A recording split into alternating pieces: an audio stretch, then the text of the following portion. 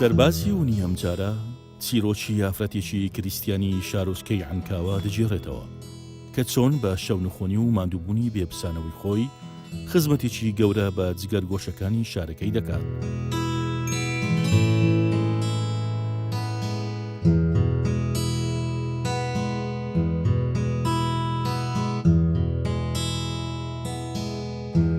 ئێرە نەخۆشخانەی ڕاپەڕینی منداڵانە. لەم نەخۆشخانە پزیشک و کارمەند و پەرستیار و فەرمانبەران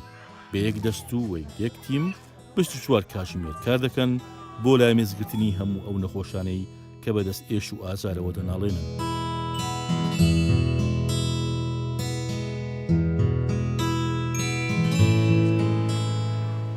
ئەم ئافرەتە تەمەنی 63 ساڵە و ماوەی 45 ساڵ دەبێت وەک پەرستیار خزمەتێکی بێوچان و گەورە بە توێژێکی هەستیار دەکات کە ڕووناچی ماڵن لە ئێستا و نەوەی داهێنەرن لە داهاتوودا. هەموو ڕۆژەیەک دەمەوە بەیانی زوو لەگەڵ کازیوە لەم دەرگایە هەنگاو دەنێت بۆ ئەو شوێنەی کە چارەنووسی نەخۆشەکانی تێدا یەکدا دەکرێتەوە. سەرەڕای زیادبوونی تەمەن و بە ساڵات چوونی ویستی خزمەت و شارەزایی و دڵسۆزی و خۆشەویستی بۆ کارەکەی وای کردووە ئەم نەخۆشخانەیە و وەزارەتی تەندروستی نەتوانن دەستبەرداری بن.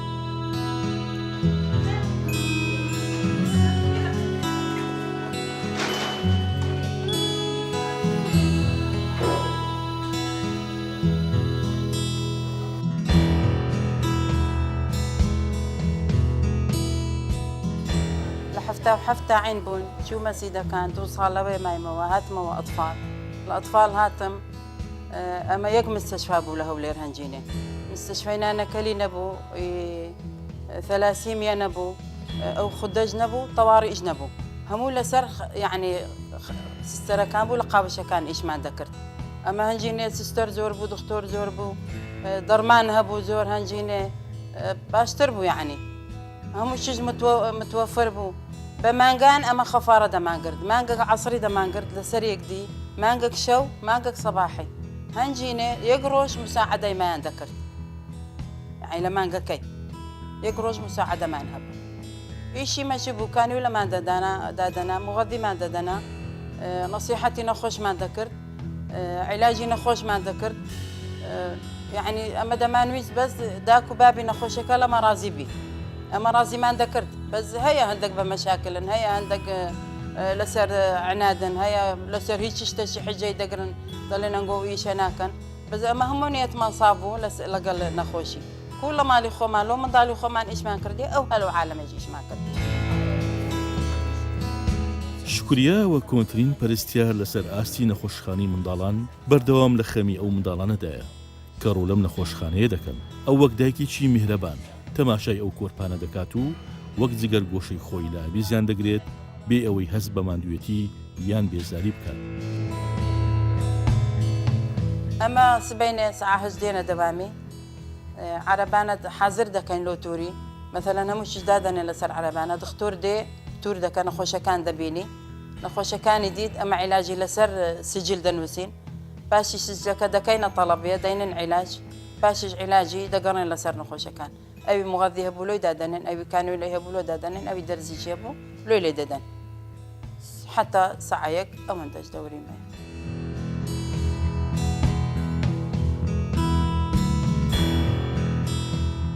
گریان و ناڵی ئەو چاوگەشانە دڵی شکوریە دەهەژێنێ ئەو وەک تاقانەیەک تا ئێستا هەزاران منداڵی چارەسەر کردووە و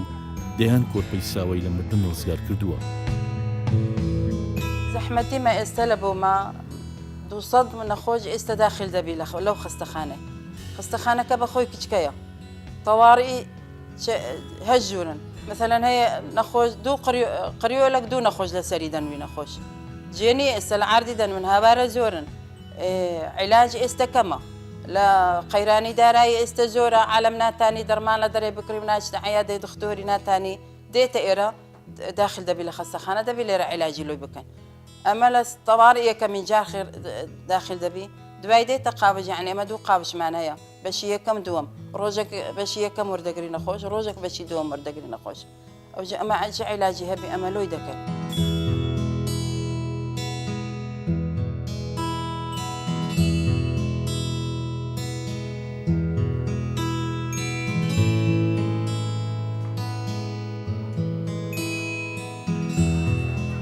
ئیدی شکوریە یەک بێک دەست دەکات بە پشکنین و بەدۆداچوون بۆ ڕەوشی تەندروستی ئەو منداڵانە و بە سیرکردنی پەراوەکانیان دەزانێت چ جۆرە دەرمانیان چارەسەریشان پێویستە. ئەو چارەسەریانش پێک دێت لە دانانی کانولە و لێدانی دەرزی بە چەند جۆرێک و پێدانی دەرمان بە پێیکاتی دیاریکرا و لەلایەن پزیشکی پسپۆرەوە. ئەمە لە هەفتایەکان هەشتایەکان کانویلە نەبوو، سکاڵڤێن هەبوو،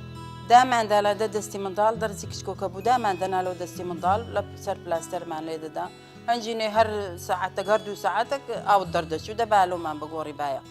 بخوای سێ شەوێش دەبایە نەمان دەگۆ ئەوە دانانێنی عیلۆ نەخۆشەکە بچی ئەستور دەبوو منداڵەکە دەمانگۆ گونا حەکو دەبی بەو شەوەی دانانێن قەت نووستر نەبوو پێشان سستەر خەفەری شەوێ دەیگرت حتە سبێنەدا دەنیشت ئەموو ئیشیش دەکرد. لە نۆهەتەکان هات کانوی لە ئێستا هەیە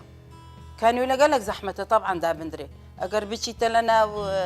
ئەگەر نەبی لە ناو دەماری لەبن پێستی بی ئەوە ئەستور دەبی ئەگەر لە ئەبەی یعنی مثلەن لە عەسەبدا بنێ مثلەن هەیە لە عەسەبدا دەنێ خێنی لێ دێتن ئەوە گەلێک خەتەرە لەسەر نەخۆشی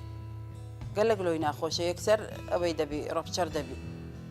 ئەمە بە دوو کەسیش نەبی ناتانێن ئێستەکانی و لەدا بنێن وەچی پێشان لێ ئێستا گەلێک زەحمەتە.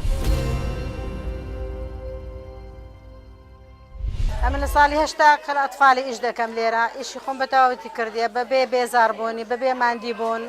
شەو ڕۆژ خەفارم گرتیە بە دەوامی ئیشم کردیە خزمەتی ملەتەکەم دەکەم خزمەتی منداری فەقیری دەکەم و بێزار نەبوویمە و خەفارەژە تا ئێستا دەگەرم هەتا ئێستش بەردەوام لە دەوامی خۆم یعنی و بەبێ بێزاری و فەخرم هەیە بەو ئیشم کە خدمەتی ئینسانی تەقدیم دەکەم لە ئەو عالەمەی لەگەر خوشکە شکریەش پێکەوە ئەوە چەند ساڵە لەگەر یەک ئیشمان کردیە و مساعدەیەکترمان کردیە و بەبێ ناخۆشی و لەگەر یەک وەچی خوشک ئیش دەکەین. شکریەش عین پشت پێکەوە وەچی خوشکینەوە ئەوە 40 ساڵ تقریبەن هەمومان پێکەوە و چەند ساڵ بەردەوامن لەو ئیشە و مرتاحین لەگەڵ خوشکەکانمان ئێرە برایەکانمان هەموو لە مستەشفا زۆر دەلێ یەک ماڵین زۆر زۆر لەگەڵ یەک ئەوڵما مرتاحین. ئێمە وەکو کارمەندانی نەخۆشخانەی ڕاپەڕین کە ماوەیەکی زۆرە لێرکوانە خزمەتی هاوڵاتیان دەکەین کە هاوڵاتی زۆر سەردانی نەخۆشخانەکەمان دەکاتن دەتایبەت لەو باردۆخی ئێستا کە کەپەتای زۆر بڵاو بوویتەوە نەخۆشخانەکەمان زۆر زۆر زەختی لەسرە و کارمەندەکان و دکتۆرەکانیش لەو سەرەتای ئەوەی کە بێموچەیشە بە بەردەوام کارەکانی خۆیان زۆر بەباشی دەکەن خزمەتی هاوڵاتیان دەکەن و زۆربەی لە کارمەندەکانی ئێرەش کە زۆر زۆر کۆنن بۆ نمونە شکریەخانیشمان هەیە لێرە بەڵام دەکە و زۆربەی ئەوکانی دیکەش خزمەتی هاوڵاتیان دەکەن بەپێی ئەو تااقەتی کە هەمانە بەپێی ئەوەی کە پێمان بکرێتن خزمەتی هاوڵاتیان دەکەین و سەر ڕای ئەوەش کە پارە نییە و قەیرانە و بەڵام ئەمە لە کارەکانی خۆمان بەردەوام نەخۆشخانەی ڕاپەڕین ئەوەی کە خۆم سەردانم کردووە یاخود بیستومە نەخۆشخانەیەکە کە خزمەتگوزاری تەندروستی بە منداڵان پێشکەش دەکات لە سەرتاسەری پارێزگای هەولێر بگرە لە مۆسڵ و لە شوێنەکانی تر و لە کەمپی ئاوارەکان نەخۆشی بێدێ ڕۆژانە سەر و هەزار نەخۆش ڕوو دەکاتە نەخۆشخانەی ڕاپەڕین کە کاری نەشتەرگەری کاری داخەڵبوون کاری دەرمان نووسنیان بۆ دەکرێت و ئینسان شایەتی حەق بدا کە ئەو خستەخانەیە خزمەتگوزاریی زۆر باشی تا پێشکەش دەکرێت زۆر منداڵان لە مردن ڕزگار دەکرێن و ژیانیان دەپارێزێت بۆیە دەستخۆشی لە کارژێڕی نەخۆشخانەکە لە پزیشکەکان لە کارمەندە تەندروستیەکان و بەڕێز شکریەخانیش نمونەیەکە لەو کارمەندە دڵسۆزانە کە هەموو تەمەنی گەنجێتی و لاوێتی و ژیانی خۆی پێشکەش بۆ نەخۆشخانە کردووە و وەکو پەرستارێک فریشتە ئاسا ڕۆژ و شەوی خستۆ سەرێک.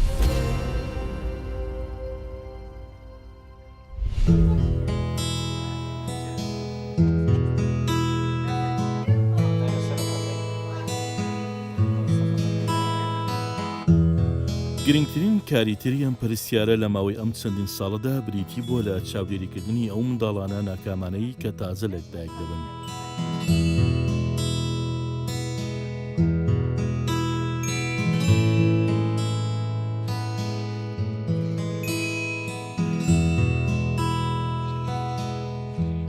منداڵ زۆر تەحملی دەبێت چونکو منداڵ کچکەیە منداڵ نازانی دەگریێ منداڵ وەچی جێکی دێشی نالێ مەتەلەن جێ یەکەم دێشی وەچی گەورە نییە دەبێت و زۆر دەبی بە تەحمل لەگەلی بی زۆر بە سەبر بی یعنی زۆر ئەتو حەنانی بدەیە بڵێ مەتەلەن وەچی داچی خۆت وەچی منداڵی خۆت دەبێ حساب بکەیت حتى كانوا له دابني وحتى علاج له بكين هاي اجداك لا هي تشتكي رازينيا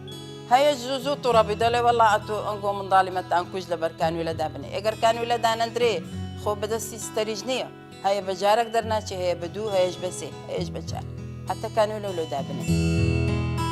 ئەم ژوورە زۆر چیرۆکی ناخەژین و تراژیدیا تێدا دروست بووە کە جیرانەوەیان قورسە. شکوریا خان و کارمەندانی تەندروستی بە هاوکاری پزیشکەکان بەشێک بووینە لە پاڵەوانانی ئەم چیرۆکانە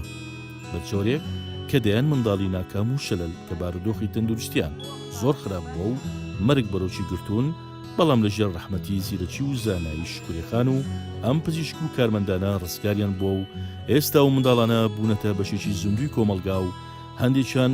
بوونە بە پزیشک لەم نەخۆشخانەی کە خۆیانی لە مردن ڕزگار ئەو منداڵانەکە نەخۆشیان هەبی ئۆکسیجینیان لۆ دادەنێن هەر ئەوەیە ئەگەر ڕەبووی هەبی ئەگەر تەنگە نەفەس هەبی ئەگەر مثلەن لە عەمەلیاتدا تبی دەرێت تەنگە نەفەس بۆ ئەوە ئۆکسیجینی لۆ دادەنێن ئەگەر التیاب قەسەباتی زۆر شەدید بی ئەوەش ئۆکسیجینی لۆ دادەنێن ئەوەش بە خاخەکەی ئەوە حەسەب دختۆریە هەیەش مثلەن ئۆکسیجینی ناوێ بەس بە خاخی دەبێ هەر 6 ساعت جارێک بە خاخی لۆی دەکەن ڤینتۆلێنی لە ناوی دادەنێن بە 5 دقیقە لۆی دەکەن خەڵاس دەبێ ڤینتۆلێن ئۆکسیجین و هەوای پاک و ژینگەیەکی سەلامەت هۆکاری سەرچین بۆ مانەوەیەوە منداڵانەی تازە لە دایک دەبن یان تەمەنیان سەلمانجێکە. ئەم کۆرپانە بەشێکیان کێشیان لە هەناسەدان و سیەکانیان هەیە و بەم هۆیەوە تەندروستیان تێک دەچێت. لە کاتی خراپی تەندروستیان و تەنگە نەفەسیان لە نەخۆشخانەی ڕاپەڕین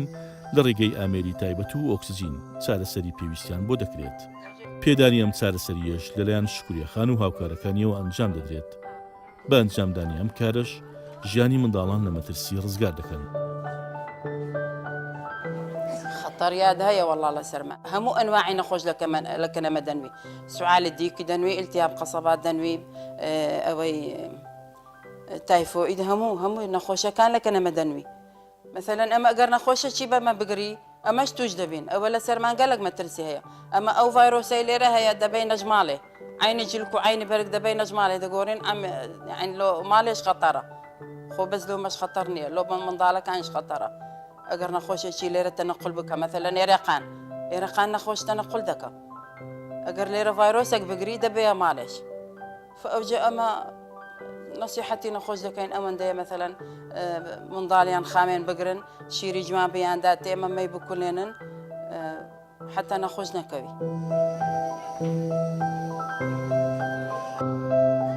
ئەو منداڵانە لە ژێر چاودێری سری پزیشکان و کارمەنداندان و بەردەوام بەدەودا چوون بۆ تەندروستیان دەکرێت بێ ئەوەی خولەکێک لە تەندروستیان بێئاگا بێت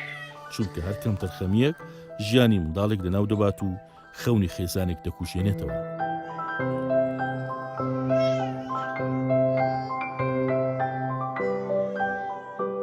ئەمە بەخوای دەڵێ یەک عائیلەنە بە سیستەرەوە بە دختۆرەوە بە فەڕاشەوە بە هەمویان ئیشمان گەلێک زۆرەش ئەمەش پێمان خۆشە یعنی مثلا خەڵک متفاهم بی لەگەڵمان خەڵک مراجعەکان لەگەڵمان هەندێک بەیان باش بی لەگەڵمان قسەیان خۆش بی مثلا هەیە یەکسەر ناوەڵا دەڵێ من ئەو ئیشە نامەوێ لۆ من بکەی و مراجع دەڵێ وەڵا لۆی ناکەن ئەمەش یعنی تەقسیر نییە تەقسیرمان نەکردێ وەڵا ستافەکان گەلێک باشن لە خەستەخانە گەلێک متفاهمن یعنی قەد ئەو حتى ئێستا کەس لە کەس گلەی نەبووە لە ستافی ڕاپەڕینی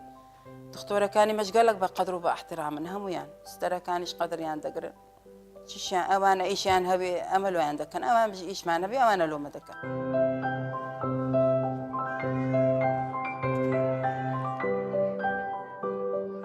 ئەم پرسیارە وەک کۆنترین کارمەندی ئەم نەخۆشخانەیە هەموو ژیانی خۆی کردوتە قوربانی سەلامەتی ئەو کۆرپە و منداڵانە و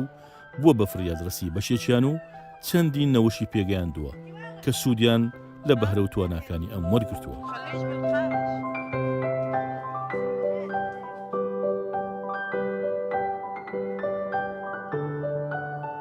مستشفى راپەڕین ئەمە تەواڕی لە خوارێمان هەیە یەک بەش لەسەرێک دوو بەشی قاوشی باتنیەمان هەیە بەشی یەک و دووەمین بەشێک هەمانە خودەج بەشەکیش هەیە لە خوارێ جراحیە منداڵان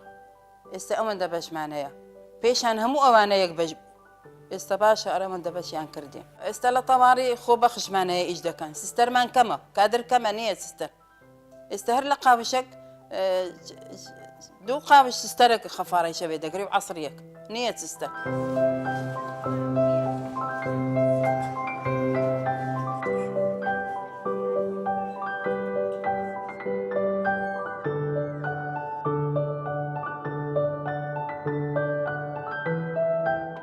ئەو کارمەندانە سەرڕای نەبوونی موسە و قەیرانی دارایی و چەندین کێشە و گرفتی تر بەردەوامن لە بەدەمەوە چوونی ئەو منداڵانە چاوگەشانەی پێویستیان بە هاوکاریە لە پێناوکەبکردن هیناڵە و ئێش و ئازارەکانیان.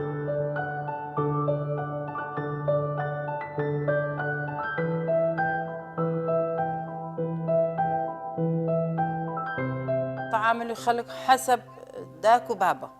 هەیە داک و باب گەلک باشن مثلەن هیچیان لۆ نەکەی پێی دەزانن دەڵێن دەستان خۆش بی چاکتان کرد هەیەش چەندیان لۆ بکای هەر ناڕازینە هەر دەڵێن چیلۆمەتان کردێ بەخوای هەیە نەخۆش مثلەن ئەمە دەبینی لە سعە هەشت حتا 12 ئەمە ڕاناوەستین لە ئیش دوو سیستەرین 45 نەخۆشمان هەیە ڕۆژێک هەیەش سیمان هەیە هەیەش بیسمان هەیە هەیەش ڕۆژێ دەمان هەیە ئەمە حەسب ئەو ئیشە غێر دەبی بکەی ئەگەر نەخۆشی زۆر بوو پێراناگەن غار دەدەن ئەو لای و ئەو لای ئەو جداک و بابەکە هەندێک ڕازینە و هەندێک ڕازینین.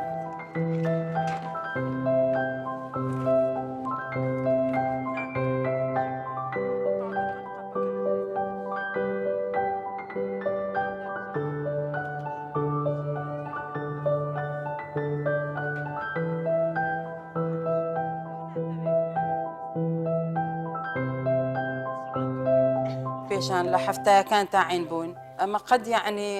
خۆمان بە گەورەمان دادەنەدەنا لەگەڵ فەڕاشی ئیشمان دەکرد هەموو ئیشمان دەکرد پێشان بەخوای حەمامان دەشوش پێشان لەگەڵ فەڕاشەکان لەگەڵ عەمەلەکان من لە هەشتایەکان لە ئەطفاڵی کەون ئەمە بووین هەنجینێ ئیشیشمان چ بوو کانی و لە دادماندەنا مغەذیمان دادەنا عیلاجمان لۆ دەکرد لۆ نەخۆشی نەسیحەتی نەخۆشیشمان دەکرد هەنجینەش هەموو هەولێر لەسەرمان بوو هەموو دەورا پشتی ژەر لەسەرمان بوو ئێستا ژەر لەسەرمانە ئێستا هاوارەکان زیاترن لە هەنجینێ سەیارەش نەبوو 6 مانگ ئەمە هاتوو چوونمان کرد بە پێیان لە عەنکا بە وەختی ئینتیفازە. شکریە لێمەش لێدام دەکەن بەڕاست لەگەمە هاوکارێکی باش دەکەن دەستیان خۆشبی لێران ئەمە پێکەوە زۆر ئینسیجامەشی بە قۆتمان هەیە و هەروها ئەو سترانە کارەگەریشتی وەکو ستەر بەرنا و ستەر سوعادی شێ هەلێرە ئەوانش هەر ستاف بکەن لێرە لە وەحدە یەک و دوو داوام دەکەن بەڕاستی ئەمە لەگەریان زۆر مرتاحین. طبعا یەک لە کارمەندە باشەکانە با بڵێن کارمەندە کارانمەکانمان کە لە خەستەخانەمان کار دەکات لە زیاتر لە 30 ساڵ بە باشترین شێوە باشترین خزمەتی تەندروستی پێویستی کە ئەوانەی نەخۆش پێویستیانە خزمەتی پێشکەش کردووە هەمومان با بڵێن زۆر خۆشمان دەوێ لە باشترین شێوە چارەسەری نەخۆشان دەکات. شکریەخان هەتا بڵێ ئیشکەر بوو دڵسۆز بوو زۆر بەهێمنی بە هادیئی بە تەعاملێکی زۆر جوان لەگەڵ نەخۆشەکان دەجولایەوە هەر ئەکرێکمان ئێمە وەکو دکتۆر کە پێش ڕاستپات وایە زۆر بە دڵسۆزیەوە بە هارامیەوە ئیشەکەی دەکرد نەخۆشەکانی چارەسەر دەکرد ئیلازیانی دەدایە مغەزێت جگە لەوەی کە ئیشی پەرستیار دەکرد زۆر جار ئیشی لابەلای دیکەشی دەکرد حتا یارمەتی داچی منداڵەکانی دەدا ڕێنمایی دەکردن لەسەری چۆنێتی پاکوخاوێنی چۆنێتی گۆڕینی چۆنێتی عیلازدانی منداڵەکەی چۆنێتی شیردانی منداڵەکە بە شێوەیەکی ڕاست و دروست و هەروەها حتا یارمەتی نەخۆشخانەیدا زۆرجار نەخۆشخانە ئەگەر بیزانێت پیسایان پاکە پاگنیە دەهات هەست بەخۆی وەکو کارکەرێک یانی وەکو منەزیفێک ئیش دەکرد و پاکی دەکردەوە بەڕاستی ئێمە قەرزاری ئەو زۆرە کەسانین کە وەکو پەرستیار کە لێرە بوو حتا ئەگەر ئەو کاتێکە تەقاعودش بێ ئێمە لە دەستی دەدەین ئەو جۆرە پەرستیارانە بەڕاستی خات و شکریەخان جێگای ڕێز و تەقدیری هەموو لایەکە.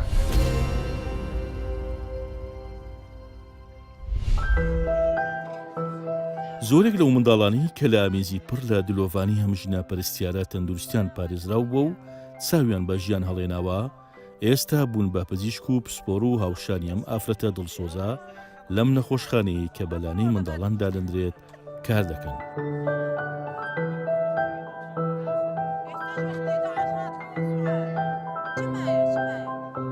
نەخۆش وەچی دێتە ئێرە داخل دەبی لەکەنەمە طبعاً نەخۆشە ئەمە عیلاجی لۆی دەکەین وەچیش دەردەچی دکتۆر عیلاجی لۆی دەنووسی ئەمە پێی دەڵێن ئەو عیلاجە لە ماڵێ ئەو هادەدەیە دەبی خاوێن بگری دەبی بشۆی سەری دەبی نابی بێگۆڕیە و بە تکڕم بێ قۆندرەبی ئێنە خۆش زوو دەکەوی منداڵە غێر زوو دەکەبی نەخۆش دەبی ئەتو ئاگات لێبی ئەگەر داکەکە ئەگای لێ نەبی خۆ سیستەر لێرە 2 ڕۆژ عیلاجی لۆی دەکە و دەچتە ماڵێ بەخۆی دەبی لە ماڵێ عیلاجی خۆی بکە.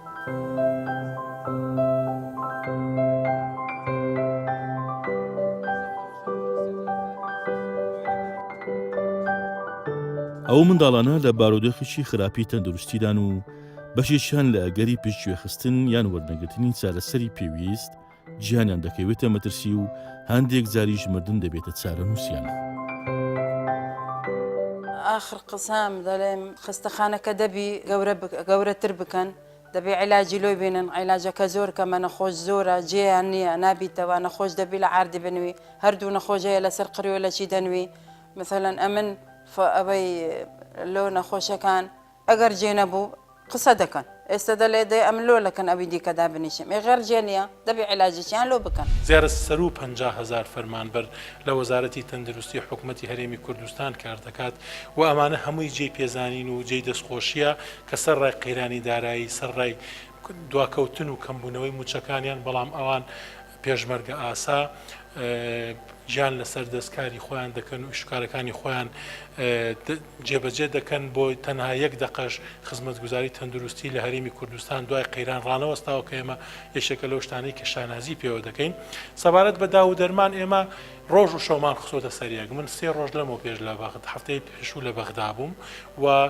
هەم لە بەغدا هەم لە هەرێمی کوردستان هەم بە سەر بە یارمەتی حکوومەتی هەرێم و سەرۆکایەتی ئەنجومەنی وەزیران و سەرۆکی حکوومەت و جێگرەکەی و وەزیری دارایی هەموو ئەوانە ئێمە کارمان کردو بۆی خزمەتگوزاری تەندروستی ڕانەوەستێ بۆی دەرمان و پێداویستی پزیشکی دابینکەین و لەگەڵ بەغداش قسەمان کردو بەغداش ئەم ساڵ دەرمان و پێداویستی پزیشکیمان بۆ دەنێرێ حەقی خۆیەتی بەغدا ئاوڕی باشترمان لێ بداتەوە ناڵێم ئاوەڕی لێ نەداوێتەوە بەڵام ئاوڕی باشتر و گەرمتر و تونترمان لێ بداتەوە بۆ ئەوەی کە بێن بزانن زۆربەی زۆری خزمەتگوزاریەکان پێشکەش بە نەخۆشەکانی خوار و ناوەڕاستی عێراق دەکەین. ئەمە خەڵاتی بەرنامەی سەربازی وونە ئی کەناڵ 24 پێشکەش بە یەکێک لە بەئەزموونترین و بەتەمەنترین و دڵسۆزترین کارمەندی تەندروستی هەم لە پارێزگای هەولێر و هەم لە نەخۆشخانەی ڕاپەڕین بەڕێز شوکریە خان پیرۆزە و فەرمو شوکریە خان چاو پیرۆزە دەست باس چاو.